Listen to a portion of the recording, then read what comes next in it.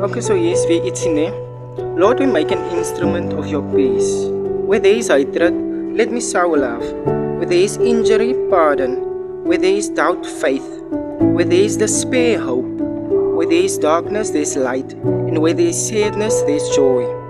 O Divine Master, grant that I may not seek so much to be consoled as to console, to understood is to understand, to be loved as to love. For it is in giving that we receive, it is in pardoning that we are pardoned, and it is in dying that we are born to eternal life. Holy, holy, holy Spirit. So mag julle geseënde dag hê en vat net 'n minuut en eers 'n bietjie sy woord. Ek dink dit sal seer maak om vir hom net te wys hoe lief ons vir hom is.